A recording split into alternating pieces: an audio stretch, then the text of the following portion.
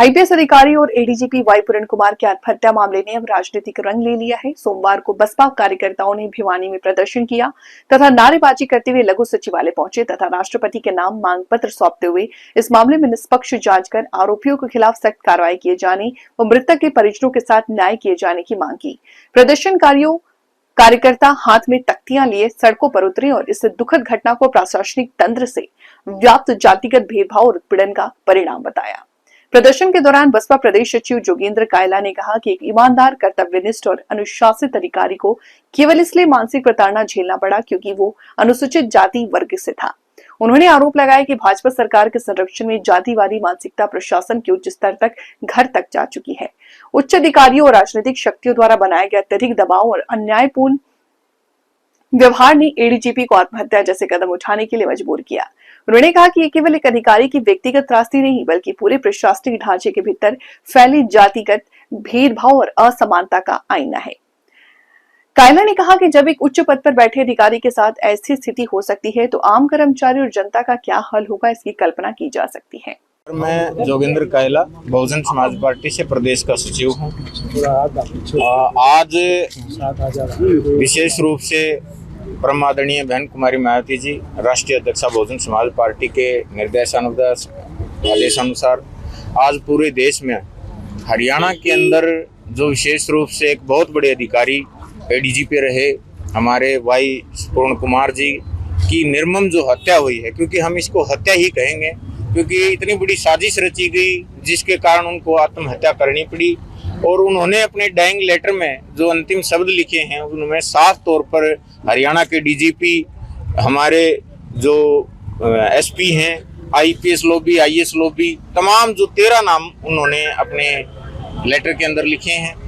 तो जब तक इनकी गिरफ्तारी नहीं हो जाती तब तक बहुजन समाज पार्टी रोड से लेकर के संसद तक इस परिवार के साथ खड़ी है और अपनी लड़ाई को लड़ने के लिए आज उसी कड़ी में भिवानी के अंदर जिला हेडक्वार्टर पर हमने उपायुक्त महोदय जी के नाम से हमने महामहिम राष्ट्रपति जी को एक ज्ञापन भेजने का काम किया है। तो इसमें किस तरह की मुख्य मांगे क्या रही हैं?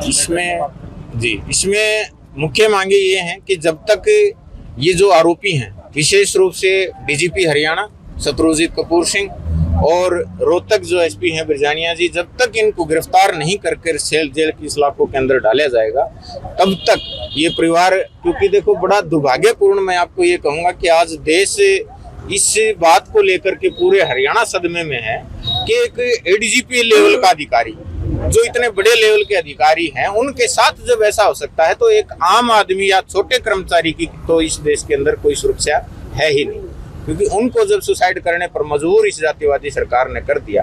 और सरकार देखिए लिपापोती करने का काम कर रही है, जबकि सरकार को चाहिए कि इतना बड़ा जो हादसा हुआ है उसके तहत तुरंत प्रभाव से लोगों का विश्वास जीतने के लिए, क्योंकि लोगों में बड़ा आक्रोश है। आज पूरा हरियाणा प्रदेश कोई पार्टी संगठन ऐसा कोई बचा ही नहीं है जो धरने पे ना हो, ऐसा कोई वर्ग ही ना हो, चाहे किसान है, व्यापारी है, मजदूर है, सब कुछ धरने पे है। लेकिन इस घटना ने जो वाई पूर्ण जी की जो निर्मम हत्या हुई है पूरे प्रदेश को झकझोर करके रख दिया है। और बीजेपी सिर्फ राजनीति कर रही है, चिकनी चुपड़ी बातें कर रही है, जबकि उनको तुरंत प्रभाव से गिरफ्तार करके इनको पदों से निरस्त हटा करके इनको गिरफ्तार करना चाहिए। उनके खिलाफ बीएनएस की धारा 112 के तहत मुकदमा दर्ज करवाने की बहुजन समाज पार्टी की विशेष मांग है। कल कुछ खापों ने यहाँ प्रदर्शन किया था जी, और वो पूरी खापे इकट्ठी होंगी, क्योंकि उन्होंने कहा कि जो नरेंद्र बिजरानिया है वो एक एसपी है, ऊपर से आदेश आए तो उन्हीं को क्यों बर्खास्त किया गया है, उन्हीं की क्यों गिरफ्तारी की जा रही है?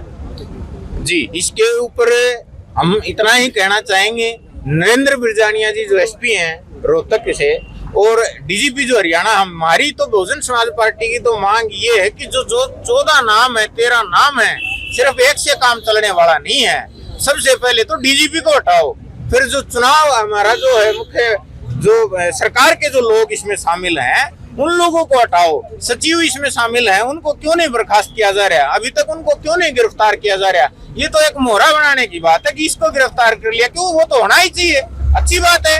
एक गिरफ्तारी हुई है, एक हटाया है पद से, सिर्फ पद से हटाने से काम नहीं चलेगा। ये तो सिर्फ राजनीति कर रहे हैं कुछ लोग, पक्ष हटाने से मात्र काम नहीं चलेगा। क्या रहने वाली है बहुजन समाजवादी पार्टी? बहुजन समाज पार्टी इस बात को लेकर के माननीय बहन कुमारी मायावती राष्ट्रीय अध्यक्ष बहुजन समाज पार्टी इस बात को लेकर के पूरी तरह आक्रोशित है और उन्होंने पूरे हरियाणा व पूरे देश के लोगों को एक सीधा सीधा मैसेज देने का ये काम किया है कि जब तक हरियाणा प्रदेश के अंदर जो ये अप्रिय घटना घटी है और वाई पूर्ण जी को पूर्णतः परिवार को उसको इंसाफ नहीं मिल जाता, इन दोषियों को गिरफ्तार करके जेल की सलाखों के अंदर नहीं पहुंचा दिया जाएगा, बहुजन समाज पार्टी प्रदेश व्यापी और देश व्यापी आंदोलन करने का भी काम करेगी।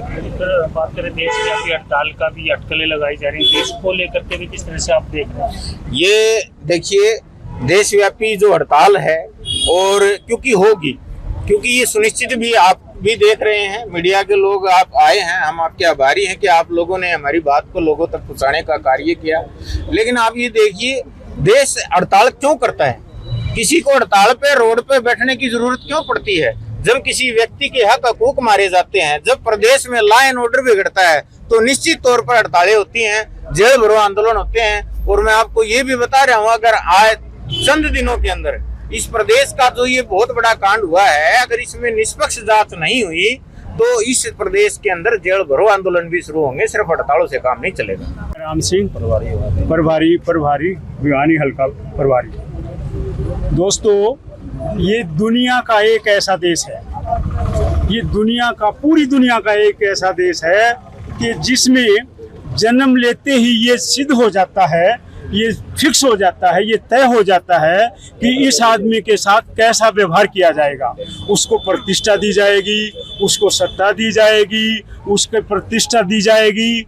ये उसी टाइम पर जब वो जन्म लेता है ये उसका फिक्स हो जाता है। इसके साथ दूसरी तरफ इस आदमी के साथ कितना अन्याय किया जाएगा, कितनी असमानता बरती जाएगी, कितना इसके साथ जो है इसकी गरिमा को गिराया जाएगा, कितना इसके साथ जो है गालियां गलौज की जाएंगी, कितना इसको प्रताड़ित किया जाएगा, ये जन्म के साथ ही सिद्ध हो जाता है। आज का प्रदर्शन जो किया गया है किस तरह से देख रहे हैं? आज के प्रदर्शन को ये हमारा रोष है, क्योंकि ये पूरा का पूरा जो एपिसोड है वो जाति आतंकवाद का ये जो है कॉन्सेप्ट पे है, जाति का आतंकवाद। एक आदमी को जो आईपीएस है, आईएएस है बनने के लिए करोड़ों बच्चों के, करोड़ों लोगों का जो सपना होता है, उसने कितनी कोशिश की होगी एक आईपीएस बनने की, आईएएस बनने की, और उसके सपनों को जो है किस तरह से जब वो आईपीएस बना है तो उसके साथ कितना अन्याय हुआ है।